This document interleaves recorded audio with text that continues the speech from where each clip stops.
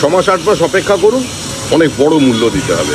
দুর্গাপুজো বন্ধ করলেন তো জোর করে, এর প্রতিক্রিয়া কি হয় এটা 7-8 মাস পরে বুঝতে পারবেন। আর না, অভিযোগের কিছু নেই। প্রতি বছরই এখানে দুর্গাপুজো হয়, ধুমধাম করে দুর্গাপুজো হয়। 3 দিন অসংখ্য মানুষের অংশগ্রহণ করতেন স্থানীয় আবাসিকরা। প্রতিবারই আমাদের আদালতের দ্বারস্থ হতে হতো, কারণ এখানে অন্য সম্প্রদায়কে ভাড়া দেওয়া হতে পারে। এখানের কোনো প্রাক্তন আধিকারিকের স্ত্রী, তিনি সমস্ত কিছু ফেসিলিটি এনজয় করতে পারেন, কিন্তু এখানকার আবাসিকরা যে সনাতনী দুর্গাপুজো করছে কয়েক বছর ধরে, সে পুজোটাকে যে কোনো উপায় বন্ধ করে দিতে হবে। কারণ এখানে যারা পুজো করেন তাদের মধ্যে বেশ কয়েকজনের সঙ্গে বিজেপির একটা সরাসরি যোগাযোগ আছে, বা তারা প্রকাশ্যে রাজনীতি করে। তাই যারা রাজনৈতিক কর্মী তারা কোনো দুর্গাপুজো অর্গানাইজ করতে পারবে না যদি তৃণমূল কংগ্রেস না হয়। তো সেই জন্য ভদ্রভাবে এখানে একটা প্রতীকী ঘট পুজো করা হচ্ছে। যেহেতু পুজোটা তো সম্পূর্ণ বন্ধ করা যায় না, হিন্দু উপাচার অনুসারে সেটাকে মানতে হয়, সেই জন্যই করা হয়েছে। নিউ টাউনের মানুষ কিভাবে আছেন, তাদের পূজার্চনা করার অধিকার আছে এটাই তা প্রমাণ করছে। যখন নির্বাচন হয় তখন তো এটা পঞ্চায়েত এরিয়া, বিভিন্ন সময় আবার এখানে ব্যারিকেড লাগিয়ে দেন, কেউ কেউ বলেন পুজো বয়কট, মানে ভোট বয়কটের কথা। পুরোটাই দখলদারি। এই দখলদারিরই একটা নির্লজ্জ দৃষ্টান্ত স্থাপন করলো এইবার হিডকো। এই বিষয়গুলো আমাদের মনে থাকবে। আর কে কে এখানে সুবিধা নিচ্ছেন, কে কিভাবে উপকৃত হয়েছে, কোন আমলার স্ত্রী কিভাবে উপকৃত হয়েছে, সমস্ত বেরোবে। 6 মাস 8 মাস অপেক্ষা করুন, অনেক বড় মূল্য দিতে হবে। দুর্গাপুজো বন্ধ করলেন তো জোর করে, এর প্রতিক্রিয়া কি হয় এটা 7-8 মাস পরে বুঝতে পারবেন। আরজিকর হাসপাতালের যে আন্দোলনের অন্যতম মুখ অনিকেত মাহাতো, তাদের যে কোট আনকোট পানিশমেন্ট পোস্টিংয়ের কথা উঠছিল, তারা আদালতে গিয়েছিলেন। আদালত থেকে আজকে রায় দিয়ে বলে দেওয়া হলো অনিকেত মাহাতোকে আরজিকর হাসপাতালেই তাকে পোস্টিং দিতে হবে। এই যে একটা আন্দোলন, তাকে প্রতিহত করতে কিছু মানুষকে দূরে প্রান্তিক জেলায় পোস্টিং দেওয়ার চেষ্টা, বা আদালতে আজকে রায় দিয়ে বলা হলো আরজিকর হাসপাতালে পোস্টিং দেওয়ার কথা, পানিশমেন্ট পোস্টিংটা তৃণমূলের রাজনৈতিক কর্মসূচির মধ্যে পড়ে এবং এটা করেই ওরা অভ্যস্ত, সেটা মানুষ জানেন। আবার একই সঙ্গে তৃণমূল কংগ্রেসের একটা নির্দিষ্ট ধারাবাহিকতা আছে। তারা আদালতে যান, তিরস্কৃত হন, ভর্ৎসনার শিকার হন এবং আদালতে প্রত্যেকটি রায় সরকারের অবস্থানের বিরুদ্ধে যায়। দুর্ভাগ্য এটাই যে এই রাজ্যে একটা জুডিশিয়াল অ্যাক্টিভিজম এস্টাবলিশ করে গেছে, যেটা কোনো সুস্থ গণতান্ত্রিক ব্যবস্থার জন্য সুখকর নয়, কিন্তু ওটা হয়েছে তৃণমূল কংগ্রেসের জন্য।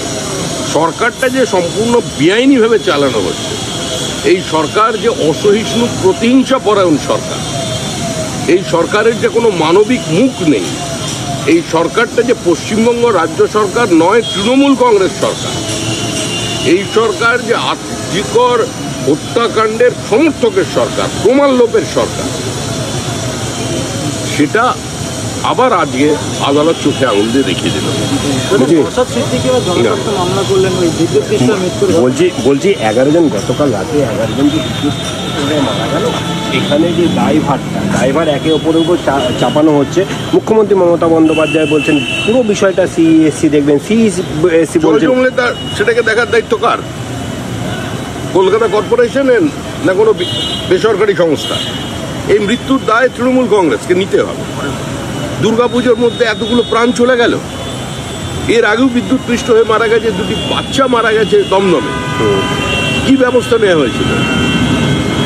সমস্ত জায়গায় তো বেসরকারি সংস্থা নেই, যেখানে রাজ্য সরকার বিদ্যুৎ সরবরাহের কাজ করে, সেখানে বিদ্যুৎ পৃষ্ঠ হয়ে তড়িতাহত হয়ে মারা গেলে আজ পর্যন্ত কোন পদক্ষেপ সরকার নিয়েছে?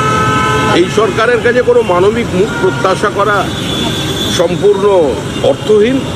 আর এই সরকার এই দায় থেকে নিজেদের মুক্ত করতে পারবে না। সরকার অতীতের কোনো প্রাকৃতিক বিপর্যয় থেকে শিক্ষা নিতে পারেনি। যে পরিস্থিতি তৈরি হয়েছে, মুখ্যমন্ত্রীর ভাষায় বলতে গেলে সেটা ম্যানমেড, এবং এই মৃত্যুর জন্য দায়ী তৃণমূল কংগ্রেস এবং তৃণমূল কংগ্রেस से ध्वस्त हो गया।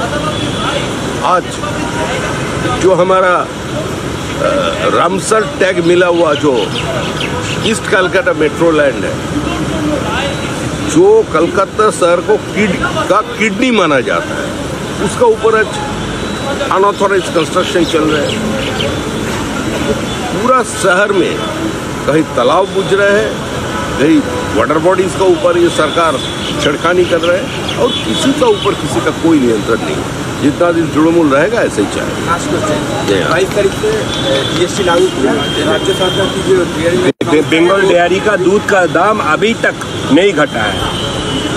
जीएसटी तो कम लागू। पश्चिम बंगाल में जो सरकार चल रहे हैं ये किसानों का विरोध कर रहे हैं। पश्चिम बंगाल का जो सरकार चल रहा है ये किसान विरोधी सरकार है, ये मजदूर विरोधी सरकार है, ये आम जनता के खिलाफ लड़ने वाला सरकार है। अगर सरकार जीएसटी लेकर कुछ बात करे तो उसका पहले उसको तो कम से कम पेट्रोलियम प्रोडक्ट जो है उसका ऊपर से अपना कर हटा लेना चाहिए। तो आज भी उसी दाम में बेच रहे हैं। उसका कारण क्या है? सरकार का पास कोई पैसा नहीं है। सरकार दुर्गा पूजा में पैसा लुटा रहे हैं। इस सरकार का एक ही उद्देश्य है, किसी भी हालत से ये समाज में विभाजन तैयार करो, हिंदू मुसलमान को आपस में बांट दो और उसका बाद खुलेआम जो विस्थापित हिंदू है उसका विरोध करो।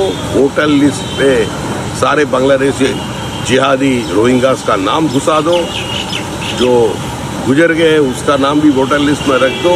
फर्जी वोटर लिस्ट से वो चुनाव जीतने चाहते हैं। इस सरकार से अगर कोई ह्यूमन फेस का